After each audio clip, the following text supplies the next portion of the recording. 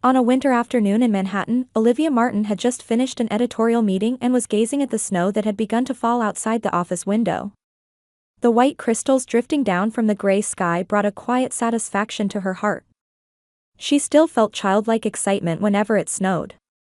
"Olivia, have you read the new manuscript?" "It's quite good," her colleague Sarah interrupted her thoughts. Olivia smiled and returned to her desk.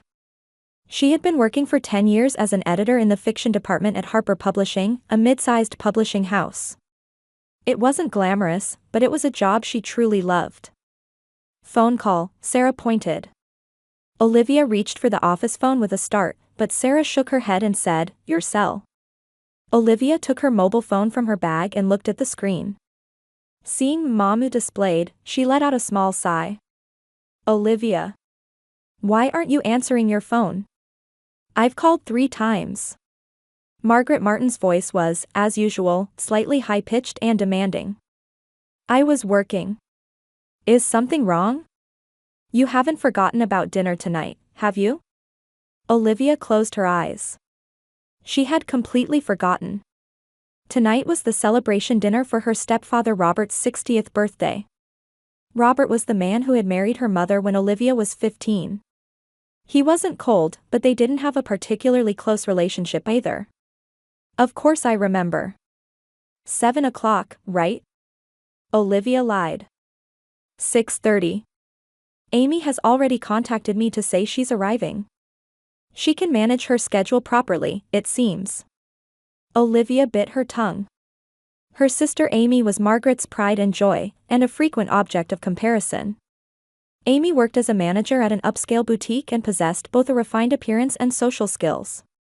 She was like a copy of her mother in her younger years. "I'll do my best," Olivia answered simply. "And Jeremy Williams is coming tonight, too. Remember him? The son of that real estate company. Do wear something decent for once." Olivia rolled her eyes. Her mother was constantly scheming to marry her off to a suitable man. "Got it," she replied and hung up. Sarah was watching her with curious eyes. "Family dinner?" "Yes, my stepfather's birthday. And my mother's usual find a husband a game." "Who is it this time?" "The son of some real estate tycoon," Olivia shrugged. "But I have Jason." Sarah smiled. "Yes. Jason is a good man." Jason Clark was a colleague who had transferred from the marketing department of an IT company to the publishing industry 2 years ago. They had quietly nurtured a romantic relationship and had just recently started living together. He was intellectual and kind, and like Olivia, preferred a life away from flashiness. When it was time to leave the office, Olivia hurried back to her apartment. Looking through her wardrobe, she considered which outfit might gain her mother's approval. She finally chose a navy blue dress and applied her makeup a little more carefully than usual. She pulled her hair back in a simple style. As she climbed into a taxi, she sent Jason a message. "Heading to a family dinner. Not sure if I'll make it back alive. Love you." His reply came quickly. "Have fun. I'll prepare a special breakfast for tomorrow morning. Love you." Olivia smiled. Jason's presence gave her strength to get through the time with her family. When she arrived at Margaret and Robert's luxury apartment in the Upper East Side where the upper class resided, the party had already begun. When she rang the doorbell, Margaret appeared, wrapped in an expensive dress with perfect makeup. Finally here, Margaret kissed her daughter's cheek while casting a critical eye over Olivia's outfit. "You should have worn something with more color." As she entered, she saw Amy in a red cocktail dress, talking with a young man. When Amy spotted Olivia, she put on a theatrical smile. "Finally here. Everyone's been waiting." Olivia just smiled and said, "Happy birthday, Robert," to her stepfather. He nodded in appreciation and quickly returned to his conversation with other guests. As the evening progressed, Olivia positioned herself in a corner of the room, observing her family's performance. Margaret was the perfect hostess, and Amy was attracting the attention of young men. It was clear what they valued: social status, appearance, and the envious gaze of others. At the dinner table, Margaret seated Olivia next to the real estate prince. He went on and on about his company's success stories. Olivia just nodded and said, "How wonderful," at appropriate moments. "So, Olivia, still working at that little publishing house?" Amy asked in a sarcastic tone. "Yes. We published 3 bestsellers this year," Olivia answered quietly. "But isn't it time you started thinking about real life?" Margaret interrupted. "Marriage and family. At your age, you don't have much time left." Olivia took a deep breath. "Actually, I have something to tell you." On a Saturday morning when spring sunlight brightly illuminated their Manhattan apartment, Olivia and Jason sat with their wedding preparation list. 3 months had passed since their engagement announcement, and only 2 weeks remained until the wedding. Catering confirmed, flowers decided, just the final guest list left, Olivia said, checking items off with a pen. Jason placed his hand on her shoulder. "Any response from your family?" Olivia let out a small sigh. When she announced her engagement, Margaret and Amy's reactions were as expected. "You're marrying that man?" "There are men with better prospects," her mother had said, and Amy had remarked sarcastically, "Just like you, sis. Always choosing the ordinary." Robert hadn't expressed an opinion, but clearly sided with his wife. "Not yet. But Mom said yesterday she'd think about it." Jason took her hand. "It's okay. We have my family, and most importantly, we have each other." Olivia smiled. Jason's parents were warm and had genuinely celebrated their son's engagement. They had accepted Olivia as a family member from the first time they met. "There's one thing I'm concerned about," Olivia said quietly. "My grandmother Eleanor." Eleanor Griffin was Margaret's mother, with whom Olivia had shared a special bond since childhood. Whenever she disagreed with Margaret, she would always run to her grandmother's house, and Eleanor would welcome her warmly. "I haven't been allowed to see her since she was diagnosed with severe dementia 10 years ago. According to Mom, she's in a special nursing facility, where outings are impossible, and visits are prohibited because meeting strangers causes her to panic." "But you want to invite her to the wedding?" Jason understood her feelings. "Of course. But Mom adamantly refuses to allow it. No matter how many times I ask, she keeps saying it's impossible." Olivia stood up and took an old album from the shelf. It showed teenage Olivia smiling with an elegant white-haired woman. Eleanor had lived in a spacious old mansion in the suburbs of Boston, managing it alone since her husband's death. She was cultured, loved the arts, and knew how to enjoy life. "Grandmother was someone special to me. She was the only one who recognized my worth. She always told me, 'Olivia, follow your heart.'" Jason looked at the album photos and said, "She seems like a wonderful person." The phone rang, and Olivia picked up the receiver. "Hello? Olivia, I'm sorry but I can't make it to the wedding meeting next week," Margaret's voice came through. Something urgent came up. Olivia tried to hide her distress. "What kind of urgent matter?" "Amy got promoted. We need to celebrate. Besides, haven't you done enough wedding preparation already?" After hanging up, Olivia sank into the sofa. "Mom won't help with the wedding preparations." Jason sat next to her and put his arm around her shoulders. "You have Sarah, and my mother would be happy to help too." That night, Olivia's smartphone rang. It was a message from Rachel, a former colleague from the publishing house. "Olivia, you might not believe this, but I happened to see your mother and sister in Paris. They were relaxing at a cafe near the Eiffel Tower. I took a photo, so I'm sending it to you." The attached photo clearly showed Margaret and Amy toasting with champagne glasses at a Paris cafe, smiling. Olivia's hands trembled. "Jason." She showed him the photo. Anger flashed across Jason's face. "They're in Europe now?" But on the phone, she said something urgent. Olivia instinctively picked up her mobile phone and dialed Margaret's number. After a long ring, she finally heard her mother's voice. "Olivia? It's the middle of the night. What do you want?" Margaret's voice was irritated. "Mom, where are you?" Olivia's voice was calm. After a moment of silence, Margaret answered, "Paris."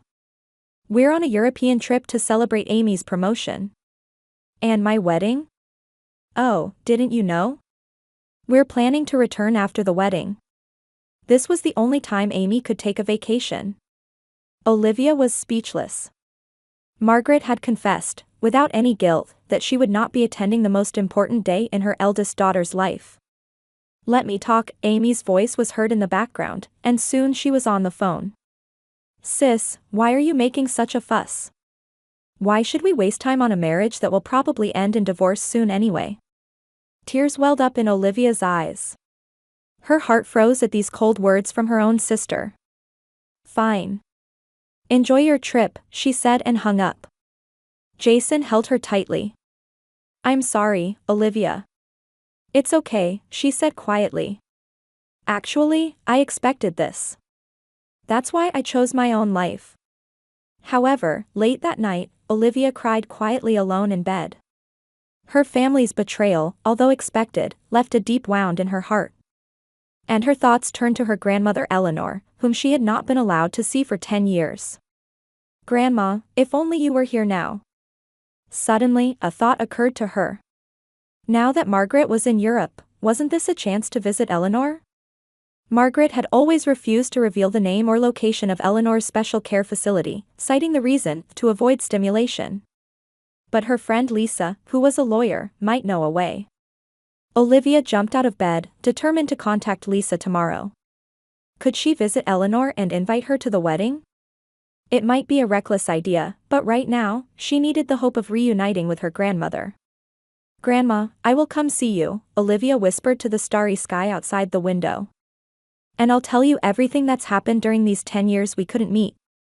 On the morning of the wedding day, sunlight streamed through the window of Olivia's Manhattan apartment, filtering between the high-rise buildings. The wedding dress hung on the door, its white fabric gleaming in the morning light. Olivia sat on the bed, staring at the mobile phone in her hand. There had been no contact from her family. Jason had stayed at the Brooklyn hotel where the wedding would take place since the previous evening, saying, "It's unlucky to see the bride before the wedding," as he wanted to honor tradition. An hour later, her best friend and maid of honor, Sarah, arrived. "Good morning, bride.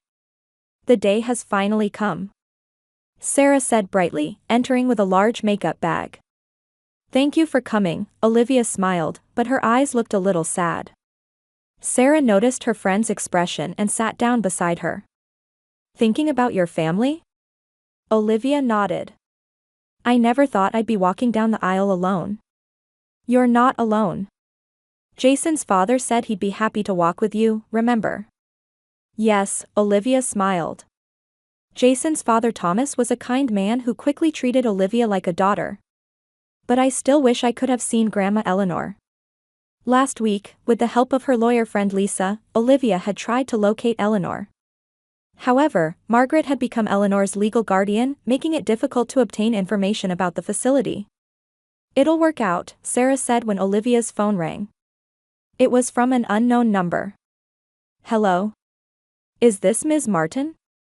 Ms. Olivia Martin, a gentle female voice came through. "Yes, it is. This is Nancy Johnson from Riverside Care Center. I'm calling about your grandmother, Eleanor Griffin." Olivia's heart leaped. "My grandmother? Is something wrong?" "No, your grandmother is fine. It's just that she's been insisting on going out this morning. She says she wants to attend my granddaughter's wedding." Olivia was speechless. Sarah looked at her with concern. "But according to our records, there's no mention of your wedding today. And we've been instructed by Ms. Margaret Martin not to allow any outings that might confuse Eleanor." Olivia took a deep breath. "Where is the facility located?" "In Manhattan's Upper West Side. West 79th Street. Olivia noted the address and promised to come right away. After hanging up, she explained the situation to Sarah. "You're going now? The wedding is at 4 o'clock. Sarah was surprised. "I have to go. I haven't been able to see my grandmother for 10 years. This might be my last chance." Sarah sighed but smiled. "All right. I'll come with you." They cancelled their appointment with the makeup artist and jumped into a taxi. Olivia's heart was pounding. For 10 years, Margaret had insisted that Eleanor had severe dementia and that outings and visits were impossible. But judging from the nurse's words, Eleanor seemed to have enough awareness to remember her granddaughter's wedding and request an outing. Riverside Care Center was in a quiet location overlooking the Hudson River. It looked more like a luxury retirement home than a special nursing facility. When Olivia and Sarah gave their names at the reception, a staff member appeared with a slightly wary expression. "Ms. Martin, you're not on Eleanor's visitor list. I am her granddaughter. I haven't seen her for 10 years, but today is my wedding day. Please let me see her." Olivia's voice trembled but was full of determination. "Please wait a moment." The woman left her seat and began consulting with someone who appeared to be her superior. "I hope this works." Sarah squeezed Olivia's hand. After a while, a middle-aged man approached them. "Ms. Martin, I'm David Clark, the manager of this facility. I understand the situation. Actually, Eleanor is one of our most active and healthy residents. She has mild dementia, but it doesn't interfere with her daily life, and she lives quite independently." Olivia was confused. "But my mother said my grandmother had severe dementia and couldn't go out or have visitors." David made a difficult expression. "We were instructed by Ms. Margaret to avoid causing confusion to Eleanor by limiting visitors and outings. However, according to the doctor's diagnosis, Eleanor can go out with appropriate accompaniment." Anger welled up in Olivia. Margaret had been lying for 10 years. "Please let me see my grandmother," she said quietly. David guided her to an elevator and took her to a bright lounge on the 3rd floor. When the white-haired woman sitting in a chair by the window turned around, Olivia couldn't hold back her tears. "Eleanor? Grandma?" Eleanor's face was etched with fine wrinkles, but her blue eyes were as sharp and intelligent as they had been 10 years ago. When she saw Olivia, she slowly stood up. "Olivia, is it really you?" Eleanor's voice had weakened slightly, but her expression was filled with joy. They embraced and remained that way for a long time. Olivia's tears fell on Eleanor's shoulder. "Why didn't you come to see me until now?" Eleanor asked quietly. Olivia explained the circumstances, how Margaret had consistently claimed that Eleanor has severe dementia and cannot go out or have visitors, and how she wasn't even told the location of the facility. Sadness appeared in Eleanor's eyes. "Margaret, she falsified my condition to gain control of my assets. When I was diagnosed with dementia, there was indeed a period when I was temporarily confused. But it was never that severe. Yet, Margaret declared me incapable of judgment and began managing my property." Olivia was shocked. "That's terrible. Margaret and Amy have been living a luxurious life using my retirement funds. I know they stopped visiting me so they could go on European trips." Sarah entered the room with David. "Olivia, we don't have much time. It's already noon." Olivia held Eleanor's hand. "Grandma, I'm getting married today. I want you to come with me." Eleanor's face brightened. "Of course I'll come. But since Margaret hasn't given permission." David cleared his throat. "Actually, according to the doctor's judgment, Eleanor can go out temporarily. As long as she has proper accompaniment, there's no legal issue." "I'll take full responsibility," Olivia said firmly. Hours later, with Sarah's arrangements, a hairstylist had done Eleanor's hair and makeup, and dressed in an elegant dress that Olivia had prepared in advance, she looked years younger. Arriving at the hotel and getting ready, Olivia made a decision. She took out her smartphone and took a picture with Eleanor. Olivia in her wedding dress and Eleanor in her elegant attire, sitting in the mother of the bride's seat, both smiling happily. Olivia sent that photo to Margaret and Amy. The attached message was simple. "With my real family." Immediately, calls from Margaret began ringing. Once, twice, 3 times. Olivia turned off her smartphone and smiled at Eleanor. "Let's go, Grandma. Will you walk down the aisle with me?" Eleanor nodded, tears flowing. "It would be my honor, Olivia." As the wedding march began to play, Olivia took Eleanor's arm. Surrounded by the warm smiles of friends gathered at the venue, they slowly began walking down the aisle. At the altar, Jason waited for her with loving eyes. This is real family, Olivia thought to herself. A family bound by love and respect. Wedding bells rang out, and the garden of the small Brooklyn hotel was filled with blessings. As Olivia and Jason exchanged a kiss, applause erupted from the gathered people. They walked hand in hand, smiling at the attendees. Eleanor wiped away tears in the front row. At the reception, Eleanor became the center of attention. Everyone was captivated by her elegance, intelligence, and sharp wit and insight. Colleagues from the publishing house eagerly discussed literature with Eleanor, and Jason's parents warmly welcomed her into the family circle. "Your grandmother is a wonderful person," Jason's mother Helen whispered to Olivia. "There's no sign of dementia anywhere." Olivia smiled. "She does have mild dementia, but nothing like what Mom claimed. It was a lie to make people think Grandma couldn't manage her own assets." Helen frowned. "That's terrible." "I'm considering legal action," Olivia answered quietly. "But today, I just want to feel happy." On the dance floor, Jason gently guided Eleanor, and they danced gracefully to a quiet melody. Watching the scene, Olivia felt her heart fill. At this moment, she was surrounded by family in the truest sense. The day after the wedding, Olivia and Jason took Eleanor back to Riverside Care Center. Before leaving, Eleanor gripped her granddaughter's hand tightly. "You'll come back, won't you?" There was anxiety in her eyes. "Of course, Grandma.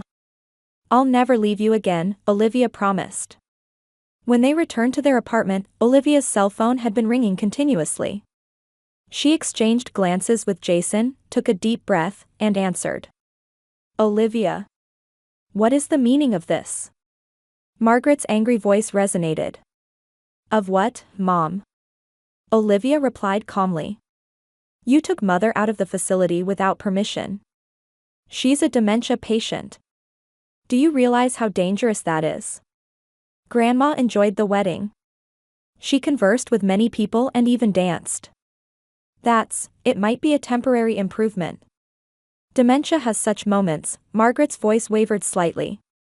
"Come to our apartment in 3 hours. We need to talk," Olivia said and hung up. Afterward, Olivia contacted Lisa for legal advice. She wanted to be prepared before Margaret arrived.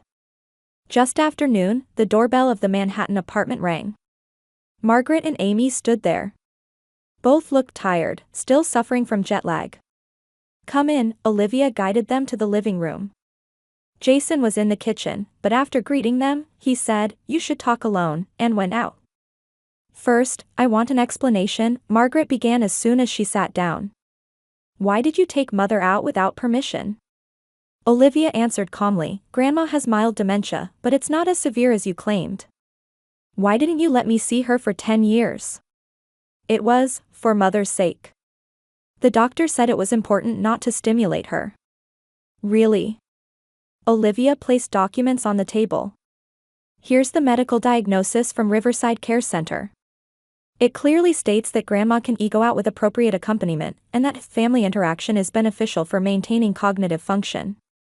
Margaret stumbled for words, and Amy looked anxiously at her mother. "That's not all, is it?"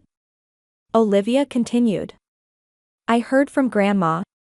You falsified her condition to gain control of her assets." The color drained from Margaret's face. "That's not."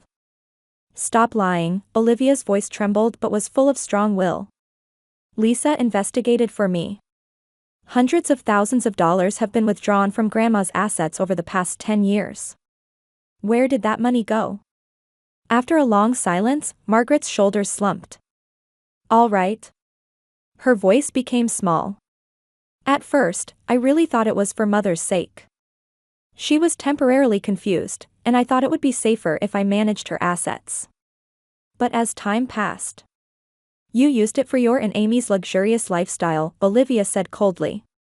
"We have rights too." Amy suddenly raised her voice. "Grandma's money belongs to the family. She can't possibly use it all anyway." Olivia looked at Amy with stern eyes. "That's a thief's excuse. What do you intend to do? Margaret asked, looking tired. I've consulted with a lawyer.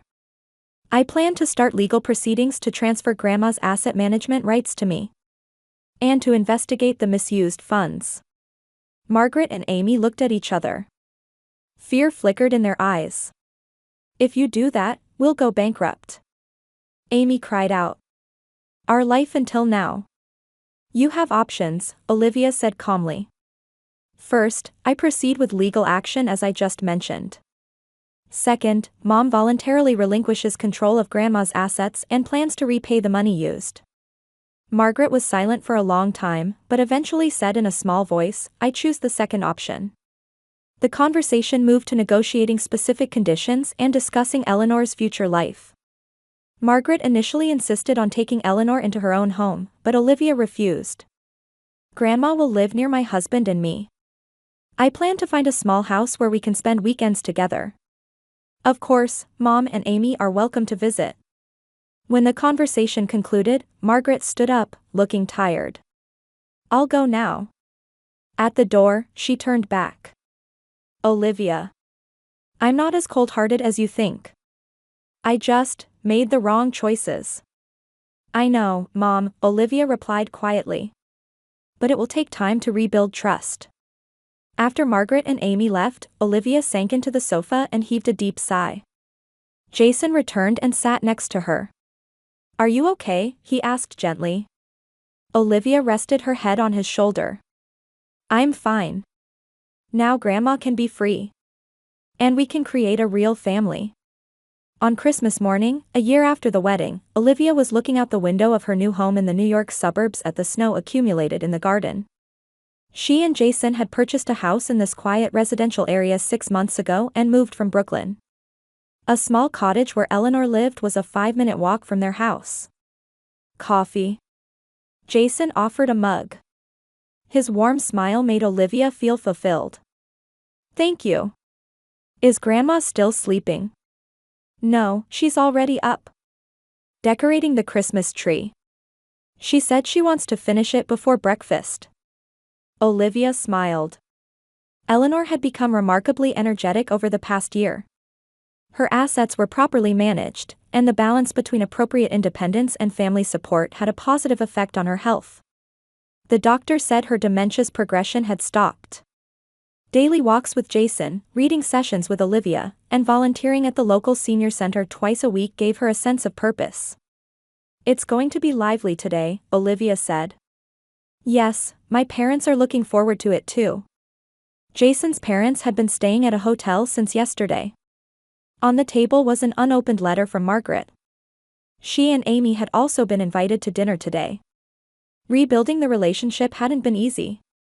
Margaret and Robert had divorced, and Margaret, who had been ordered by the court to return the money she had misappropriated from Eleanor's assets, could no longer live the luxurious life she once had. Amy too had lost her job as manager at the upscale boutique and had taken a more modest position. As Olivia had worried, the repayment plan had significantly changed their lives, but it had also become an opportunity to learn humility. A few months ago, Margaret had acknowledged her mistakes for the first time and apologized to Olivia and Eleanor. You still can't forgive your mother? Jason asked gently. Olivia thought deeply. The word to forgive is easy, but rebuilding trust takes time. But at least, today is Christmas. It might be a chance for a new beginning. Eleanor peeked her face out from the living room. Would you two help me with the decorations? Olivia and Jason stood up, smiling. As the three of them decorated the tree together, Olivia was enveloped in a feeling of gratitude. Life wasn't perfect, but she was now surrounded by true family. In the afternoon, the doorbell rang. Margaret and Amy stood there. Neither was dressed in the flashy clothes they once wore, but in simple, subdued outfits. Margaret held a small present in her hand. Merry Christmas, she said, looking a bit nervous. Merry Christmas, Mom, Olivia smiled and invited them in. Come in. Everyone's waiting. In the living room, Eleanor sat on the sofa, talking with Jason's parents. When she saw Margaret and Amy, there was a moment of tension, but Eleanor smiled gently. I'm glad you came. The time around the dinner table was initially awkward, but gradually conversation began to flow. Margaret and Amy began to smile at Eleanor's witty stories. True family isn't just about blood ties, but about respecting and supporting each other, Eleanor said, raising her wine glass. Here's to everyone here today. Olivia clasped Jason's hand as she quietly clinked glasses. Her other hand rested on her slightly swollen belly. She hadn't told anyone yet about the new life growing inside her. She planned to announce it tonight at this family gathering. To new beginnings, Olivia thought to herself. And to the bonds of true family.